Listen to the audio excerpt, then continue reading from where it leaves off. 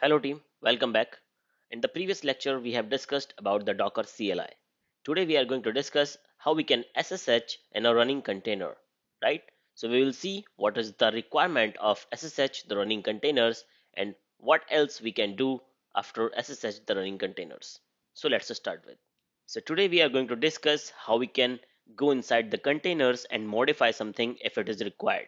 And we will do it with the help of the SSH, with the help of the shell commands by opening a terminal inside the running containers. So what is the requirement of this? How we can do it and how we can exit out once we will complete. So basically when you will start a container, then there may be some kind of requirement. You need to change the port. You need to execute some commands inside your container. You need to modify that container as per your production or as per your test environment, right? But that's fine. If suppose we are going to modify something inside the containers, then we can also do it in the image. But for that, you need to create the new image every time when you are debugging your container, when you are developing your container, right? So better option is you can easily modify the running containers and verify the results. So to modify the running containers, we need to use the container terminal. So we will open the container terminal, right? We will see how we can open a terminal inside the containers, and then we will see what kind of commands we can execute on the terminal, and we will see how we can exit out from that terminal. For this, first we need to start a container, or first we need to run a container in an interactive mode, and we will use the command docker container run -i -t, or you can simply execute docker container run -it. So we are going to discuss about this command in a very detailed manner. Right now you just need to remember we will use docker container run -it to start a container in an interactive mode. When I'm saying in interactive mode, it means user can interact with the running containers. So let's go to the terminal and start a container with docker container run command and open the terminal inside it. So I'm on my terminal, and if I will execute the command docker container ls, then I will see only one container called nginx is running. So I'm going to use my command to start a container in interactive mode. So I'm going to start a container with the help of docker container run in interactive mode. But before this, I will see a help of docker container run. For this, we will execute docker container run dash dash help. Hit enter, and over here you will see few options. So first we will learn about the syntax of the docker container run command. So here is docker container run, this is the command. Then we need to provide the options, then the image name, and then we can provide the commands and arguments which we want to supply to our running container. Now we will discuss about the -i and -t. So let's scroll a bit, and here is the -i. This is saying interactive, keep stdin open if not attached. So it will keep your session open with a terminal, right? And which command will be used to open the terminal? The -t.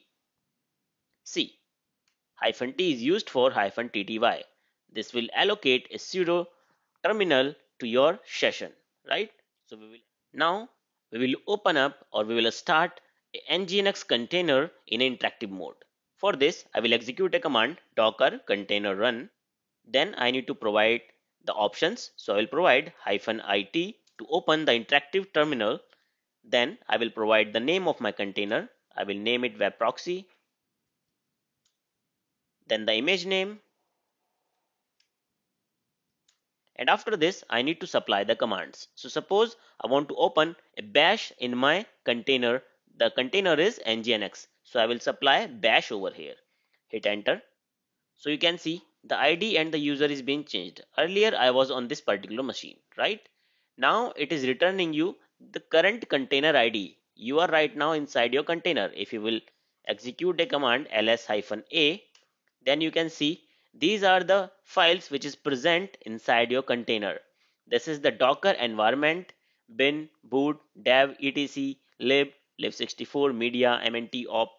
There are a lot of files which is present inside your containers. Right now you are running inside your container. If I will execute a command ls-lrt, then you can see these are the files, or these are the directories which is present inside your container, right? So right now I'm on a terminal of my container. I'm not a terminal of my local machine. I'm running a bash of my container, and the container name is nginx. If you want to exit from this terminal, then you can simply execute a command exit, hit enter, and you will exit out. Now you return back to your local machine. See, I return back to my local machine. So this is the way how you can open the terminal of your container. Now I will execute a command docker container ls, and you can see only one container is running, right? And the container name is quiz call goodall, right? This is not the container we started.